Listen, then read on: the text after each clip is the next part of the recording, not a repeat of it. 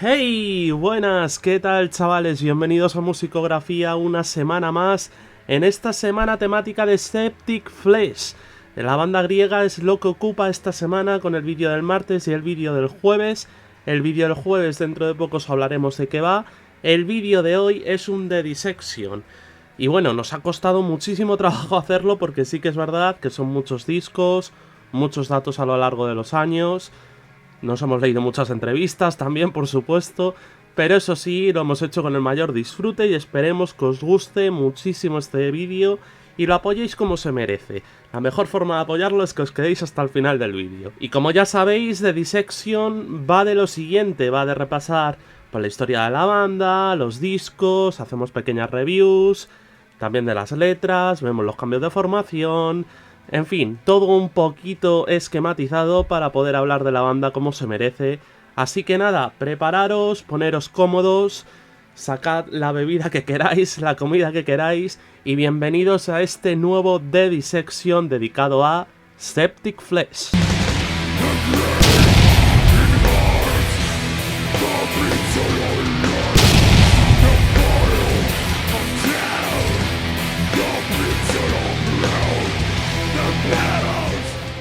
Bueno, ya os advertíamos, es que no veas la que vamos a montar aquí, tíos y tías, o sea, es algo brutal.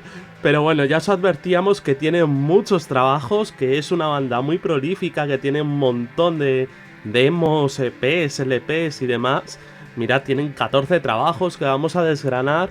Aunque he de ser completamente sincero con vosotros, va a haber muchos que vamos a pasar más de puntillas. Si no, os tendréis que tragar aquí una chapa del copón y no creo que estuvieseis por la labor de aguantar a este tipo de aquí 40 minutos seguidos hablando. Bueno, todo comienza en 1990 cuando Sotiris, Spiros y Christos son los que forman la banda, son los que forman Septic Flesh en Grecia. Y en este mismo año no nos presentan nada, pero en 1991 no nos presentan un EP, nos presentan dos. Bueno, más bien una demo y un EP. Forgotten Path es el primero de ellos, que nos ofrece un trabajo aún más directo y bastante más alejado de lo que más se recuerda de la banda, con un death metal que sí que tiene un toque mucho más clásico, un toque mucho más directo, mucho más bestia, nada que ver con lo que vendría después, o sea, es probablemente el trabajo más distinto de la banda y eso que normalmente no se le tiene en cuenta para hacer esta afirmación, o sea, normalmente se cuadra más en otra época que veremos un poquito más tarde.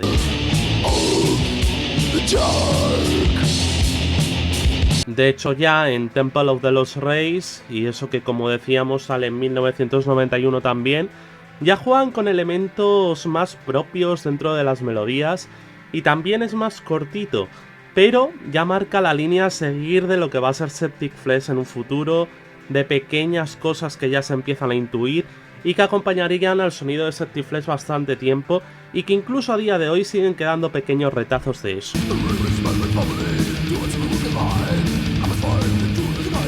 Entonces, tan pronto como dan el todo por el todo, Septic Flesh, ¿qué hacen? Septic Flesh lo que hacen es sacar ese Morpheus Awake, esa demo, que tampoco es que sea muy reseñable, es una demo más bien lineal y que le falta contenido, no está muy allá. Y de hecho es una demo que casi ni se reseña, o sea, no se tiene muy en cuenta a la hora de hablar de ella. Entonces en mayo de 1993 en los estudios Storm, ya Septic Flesh empieza a corearse de gente que bueno, pues son grandes figuras dentro de lo que es el metal extremo como puede ser pues el que vamos a hablar ahora, de Magus. De Magus, que fue teclista de Rotting Christ y que también fue, por supuesto, uno de los miembros más reconocidos, si no el que más, de la banda Necromantia. Ahí es nada, ¿eh? El caso es que el primer disco de Septic Flesh, fijaros lo que tardaron, o sea, fue una maldita barbaridad lo que tardaron en hacer el disco, porque entraron en mayo de 1993 a grabar el disco y hasta junio de 1994 no acabaron de grabarlo. O sea, una barbaridad de tiempo que pasó para que al final, en 1994, pues las sesiones en el estudio terminasen y saliese por fin Mystic Place of Dawn. En este caso pues nos encontrábamos un death metal mucho más épico, un death metal mucho más accesible, que por supuesto tenía toda su fuerza tanto en la voz de Spiros como también en lo que son los riffs y por supuesto en esos teclados que aparecían y que siempre ha sido uno de los grandes sellos de identidad de la banda. Personalmente me parece un buen disco y además algo que ayuda a Septic Flesh es que claro, por entonces el death metal era un género que estaba muy en auge dentro de lo que es Estados Unidos y por supuesto Europa. Entonces eso ayuda a la banda a que se propulsase, ya que se empezase a escuchar su nombre de aquí a allá. De hecho salían, por ejemplo, hasta en recopilatorios de Nuclear Blast, y ni siquiera sin estar firmado con ellos, o sea, era algo sencillamente increíble. Os estaréis preguntando también, de hecho, si Septic Flesh siempre ha mantenido lo que son las mismas temáticas líricas, y es en este disco donde empiezan verdaderamente a tomar forma esas cosas que siempre han caracterizado a la banda en este aspecto. O sea, aquí podemos empezar a ver mitos, civilizaciones, razas antiguas, pues todas estas cosas que siempre han caracterizado mucho en lo que son las letras a Septic Flesh.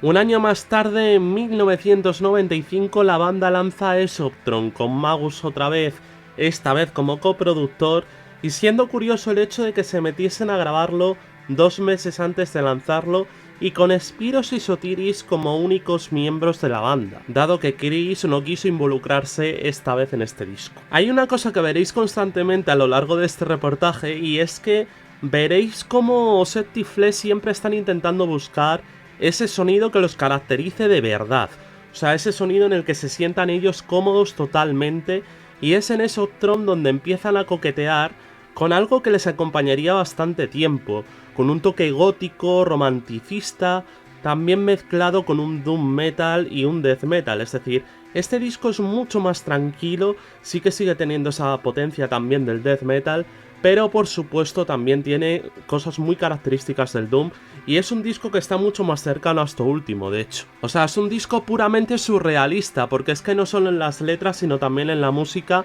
empiezan a indagar mucho en eso. En las letras, por cierto, también hablan de la cultura helénica, que por supuesto por entonces estaba en auge, y que seguía manteniendo pues esa filosofía de hablar de mitos, civilizaciones y demás, como os hemos comentado anteriormente.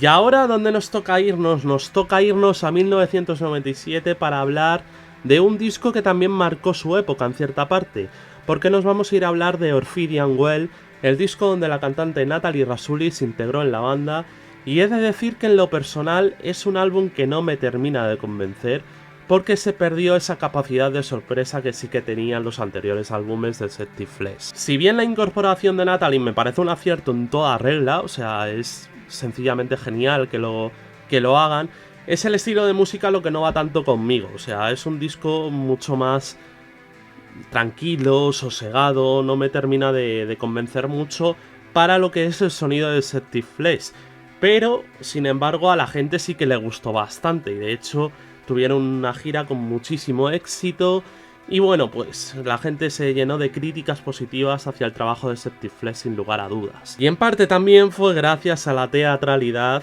y a todo ese ambiente lúgubre que rodeaba el disco. O sea, son dos cosas que casan bastante bien con el concepto del álbum, pero de Ophidian Well hay algunos que no nos termina de gustar mucho precisamente por lo que he dicho.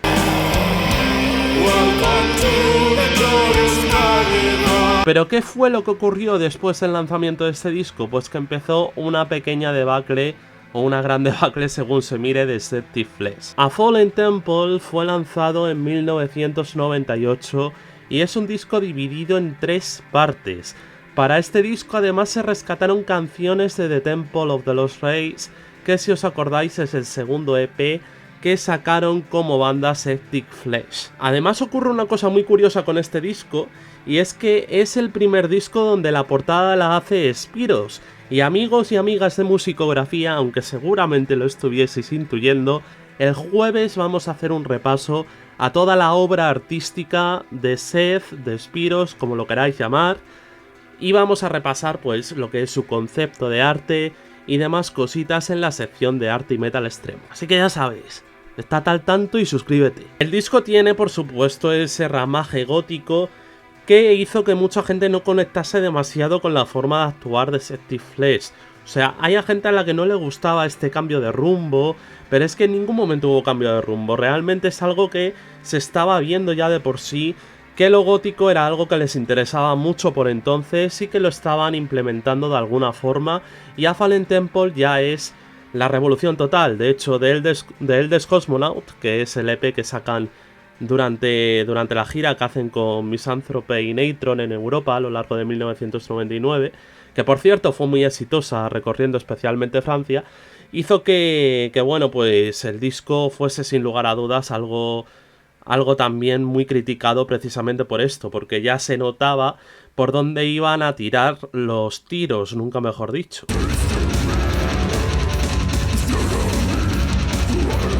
Entonces es en pleno auge de la música darks, por decirlo de alguna manera, que estaba impregnando todo tipo de música, no solo el metal.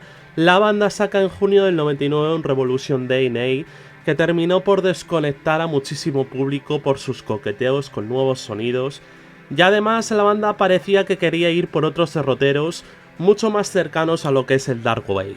Sí que es verdad que algo que hicieron muy bien Septic Flesh en este disco, que a la mayoría de la gente no le termina de gustar, yo soy uno de ellos, sí que es cierto que la banda hizo muy bien añadirle ese toque neoclásico que por supuesto hizo que pues tuviesen al menos un toque personal y añadiesen algo distinto a su sonido.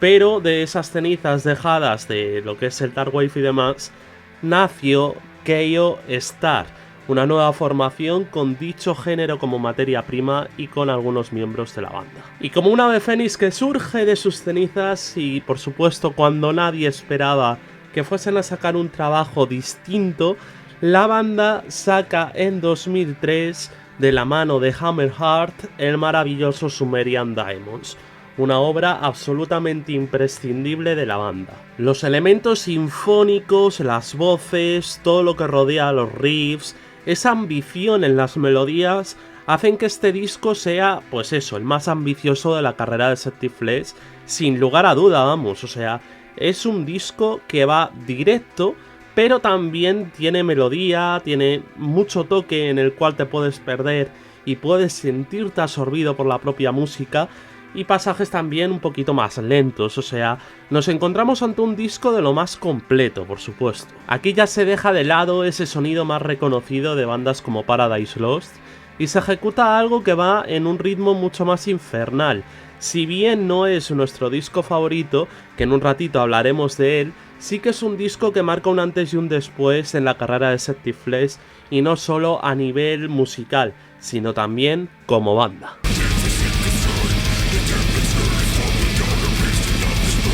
¿Por qué decimos esto? Porque después de este trabajo la banda se separa. En este tiempo la banda estuvo enfocada a otros trabajos, a otras bandas, y en el caso de Seth, por ejemplo, empezó a potenciar muchísimo más su rama artística que ya arrastraba desde su niñez, o sea, desde antes de lo de Septic Flesh, pero tampoco os queremos hacer spoiler del vídeo del jueves. Pasaban los años y la gente se preguntaba dónde estaban Septic Flesh, por qué cuando habían sacado probablemente el mejor disco de su carrera se separaron, y en 2007 por fin, para el festival Metal Healing en Grecia, junto a bandas como Orphan Land, Aborted Rage, en el mes de julio la banda confirma su vuelta a través de una entrevista en Blabbermouth. Y es a través también de dicha web donde anuncian 2 meses más tarde de la celebración del evento que la banda vuelve a estar en activo y que van a presentar su siguiente trabajo a través del sello francés Season of Mist. Ahí es nada. Aparte de empezar esa relación profesional con el sello francés que todavía a día de hoy les dura, Septic Flesh dejaron de escribirse por separado y ahora se escribía Septic Flesh todo junto. O sea, algo totalmente intrascendente, pero que decía Christos que a nivel profesional como que quedaba mejor todo junto que separado. Al fin y al cabo sigue significando lo mismo. Entonces se enciende la mecha, se enciende la potencia y sale a relucir el discazo por excelencia de Septic Flesh. En 2008 se presenta Communion, convirtiéndose en lo que es hoy, un auténtico clasicazo de la banda y uno de los discos más queridos por su público. En varias entrevistas, Septic Flesh ha dicho, sobre todo a través de Christos, que este disco marcó un antes y un después dentro de la carrera de Septic Flesh, y tiene toda la razón del mundo. O sea, sí que es cierto que sigue manteniendo cosas del pasado, pero aparte de fichar por Season of Mist, tener muchísima mejor producción, muchísimos mejores materiales, por decirlo así, para grabar este disco, sí que es cierto que Communion marca un antes y un después en varios patrones. Aparte de encontrarnos en este disco con canciones como Anubis o Lovecraft's Death, pues nos podemos encontrar cosas que son muy interesantes dentro de la música de Septic Flesh. O sea, encontramos un Seth que, para empezar, ha mejorado su rango vocal una brutalidad. O sea, aquí encontramos un Seth ya mucho más nutrido, y aparte de todo esto encontramos también unas orquestaciones dirigidas por el propio Christos absolutamente brillantes. Aparte de todas las cosas que hemos dicho, también en este disco es cuando la Filarmónica de Praga empieza a colaborar con Septic Flesh, y nos encontramos esto ya a lo largo de los demás discos. Es un movimiento inteligente porque ya para entonces otras bandas como Dimmu Borgir o Therion habían colaborado con esta orquesta.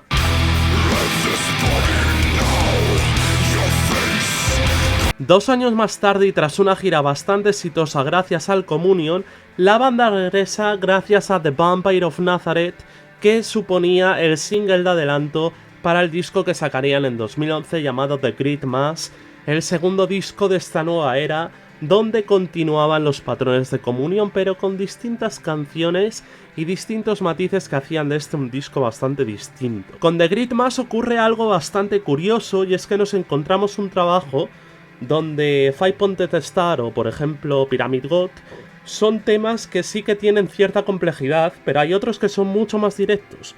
Por ejemplo, The Vampire of Nazareth, que comentábamos anteriormente, es muchísimo más directo que cualquiera de estas dos canciones, y The Great Mass lo que tiene es que es un disco que a medida que lo vas escuchando, pues le vas sacando matices. O sea, es un disco que parece muy simple, pero es súper complejo. Si te pones a escucharlo atentamente, vas a encontrar cosas distintas en cada ocasión, pero tienes que poner todos los sentidos en ello. Si bien con Communion Septic Flesh ya habían conseguido esa popularidad que les caracterizaba, ahora con The Great Mass ya habían conseguido más popularidad todavía, hasta tal punto de que cuando la gente hablaba de Grecia, hablaba de Septic Flesh y de Rotting Christ, y en menor medida de Gawir.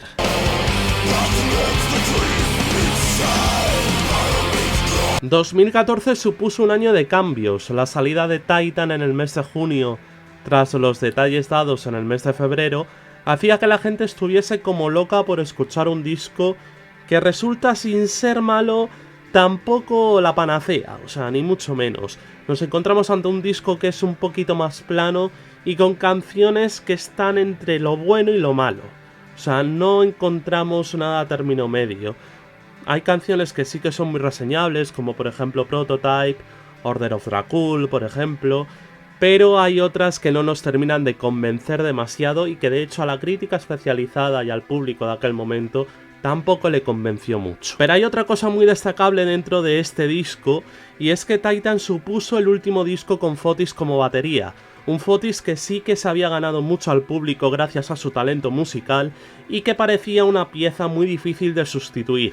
Pero entonces llegó Cream. Cream había sido miembro de Decapitated y de hecho en ese mismo año, ojo, había tocado con Besenia, el grupo de Orion de Behemoth, y precisamente con Behemoth había tocado un año antes de estar en Septic Flesh, mientras Inferno se recuperaba de una operación de apéndice. Alguna duda hubo por entonces con Cream, pero enseguida se disiparon cuando pudieron ver el talento que ejecutaba en el escenario, porque es que, madre mía, yo he de confesar que es uno de los mejores baterías que hay en el metal extremo a día de hoy.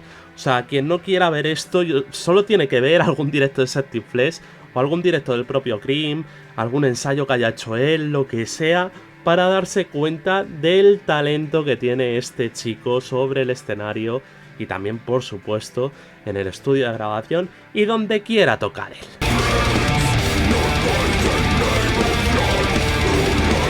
Tras una gira bastante extensa del Titan, que de hecho yo creo que pasó por Madrid hasta 3 veces, en 2016 ya se anuncia que Septic Flesh están trabajando en su nuevo disco, y no es hasta 2017, hasta septiembre, cuando ve a la luz un Codex Omega que se ha convertido en una pieza clave para entender la música de Septic Flesh. Es un disco que gira constantemente en la variación de ritmos, en unos riffs bastante potentes, y que por supuesto la batería de Cream está todo el rato a un nivel superior. O sea, es un gran fichaje el de Cream, y en este disco se demuestra. Codex Omega de alguna forma marca un antes y un después dentro de lo que es la carrera de Septic Flesh, porque además yo creo que esta formación va a durar bastante tiempo.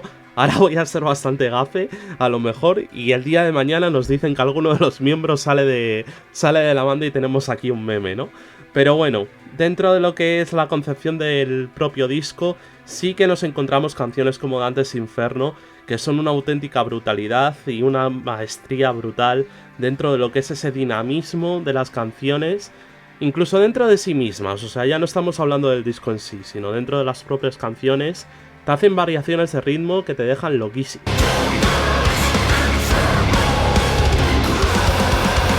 Y es que además en 2020 te sacan ese directazo en México con la sinfonía, que es absolutamente brutal y absolutamente esencial. O sea, envidio mucho a los amigos mexicanos que estuvieron por allí porque tuvo que ser impresionante. Y hasta aquí hemos llegado con este especial de Septic Flesh, que fíjate si nos ha durado tiempecito. O sea, hemos pasado un buen rato y si has llegado hasta aquí, felicidades, porque no es fácil aguantar esta chapa. Pero bueno, ya sabéis, el jueves nos vemos en esa sección de arte y metal extremo donde prometemos no dar tanto la turra, sin lugar a dudas, y por tanto no os lo perdáis y nos vemos por allí. ¡Adiós!